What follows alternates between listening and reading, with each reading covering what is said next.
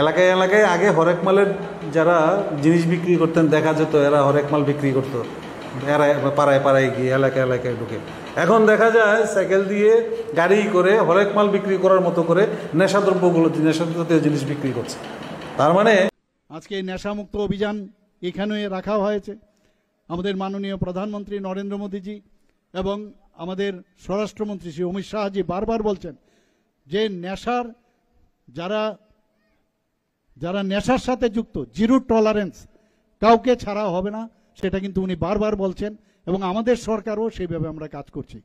আমরা গত 1 বছরে আপনারা যদি দেখেন 3 বছরে প্রতি বছরেই কিন্তু আমরা বেশি পরিমাণ যারা ড্রাগের সাথে যুক্ত আছে, যারা ড্রাগের ব্যবসায় যুক্ত আছে, তাদেরকে আমরা কিন্তু অনেক বেশি পরিমাণে আমরা ওনাদেরকে মানে আইনের বেড়াজালে আমরা নিয়ে এসেছি। এবং যে নেশা সামগ্রী যেটা বাজেয়াপ্ত হয়েছে সেটাকে ডিস্ট্রাকশনের মাত্রাও কিন্তু প্রতি বছর অনেক বেশি বৃদ্ধি পাচ্ছে। কারা নেশার সাথে যুক্ত, যারা নেশায় মানে আসক্ত হয়েছেন তারা কিন্তু ভিন্ডিকটিভ, তারা হচ্ছে ভিকটিম।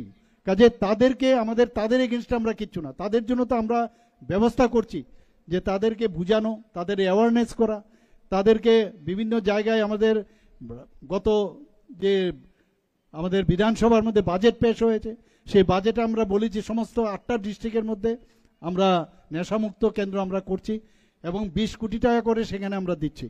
শুধু তাই নয়, আমাদের ডোনার মিনিস্ট্রি থেকে আমাদের প্রায় 192 কোটি টাকার মতো আমাদের দেওয়া হয়েছে। বিশ্রামগঞ্জে একটা অত্যাধুনিক যে নেশামুক্ত কেন্দ্র সেখানে গর্বে, সেখানে ফাউন্ডেশন লেও আমরা করছি। তো সেটা তো একটা দিক, আমরা তো চেষ্টা করছি। এখানে এখন পর্যন্ত প্রায় 2024 সালে যে আমাদের বাজেয়াপ্ত করার যে পরিমাণ, এই মাদক দ্রব্য প্রায় 106% হয়েছে এবং মাদক ধ্বংসের পরিমাণ যদি আমরা বলি প্রায় 132% বেড়েছে এবং আমাদের রাজ্য পুলিশ সেইভাবেও কাজ করছে। কিন্তু আপনাদের সাহায্য, আপনাদের সহযোগিতা অত্যন্ত প্রয়োজন। আমরা এর মধ্যে প্রায় 198 কোটি টাকা বিশ্রামগঞ্জে নেশামুক্তি যে কেন্দ্র সেটা গড়ে যাতে তোলা হয় তার জন্য শুরু হয়ে গেছে। সেখানে নেশা মুক্ত ত্রিপুরা করার যে স্লোগানটা, অ্যাকচুয়ালি নেশামুক্ত ত্রিপুরা না, এই সরকারটা আসার সঙ্গে সঙ্গে আমাদের মহকুমাটাই যেন নেশাগ্রস্ত মহকুমা হয়ে গেছে। আপনারা জানেন অধিকাংশটাই হলো আমাদের মহকুমাতে উপজাতীয় অধ্যুষিত।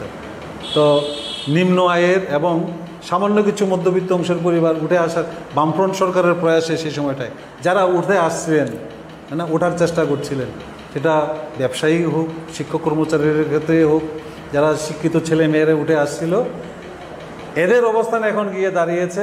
একদিকে হলো তিপ্রা মঠার নেতৃত্বে এলাকায় এলাকায় প্রচণ্ডভাবে জুয়া খেলার প্রবণতা, অর্কেস্ট্রার অর্থাৎ পশ্চিমী কালচারের যে সংস্কৃতি, এগুলোর মধ্য দিয়ে উদ্যমভাবে মানে জুয়া খেলা।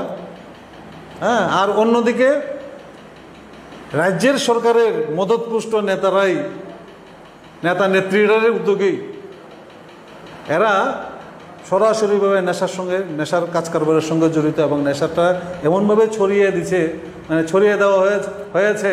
আগে আমরা বলতাম এবং আমাদের এলাকার বয়স্করা, অভিভাবকরা বলতেন, এলাকায় এলাকায় আগে হরেক মালের যারা জিনিস বিক্রি করতেন দেখা যেত, এরা হরেক মাল বিক্রি করতো, এরা পাড়ায় পাড়ায় গিয়ে এলাকায় এলাকায় ঢুকে। এখন দেখা যায় সাইকেল দিয়ে গাড়ি করে হরেক মাল বিক্রি করার মতো করে নেশাদ্রব্যগুলো, নেশাজাতীয় জিনিস বিক্রি করছে।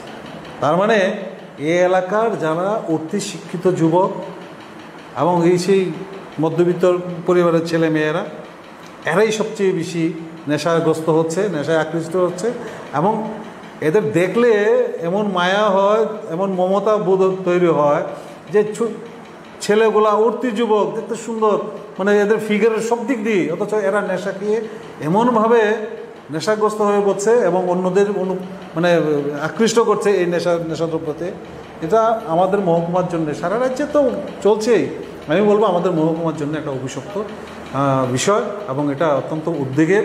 আমরা যখনই সুযোগ পাই প্রশাসনের কাছে এই বিষয়গুলো নিয়ে যাওয়ার চেষ্টা করছি যে অবিলম্বে এই নেশাদ্রব্য জিনিস বিক্রি করার সঙ্গে যারা জড়িত তাদেরকে গ্রেপ্তার করা হোক।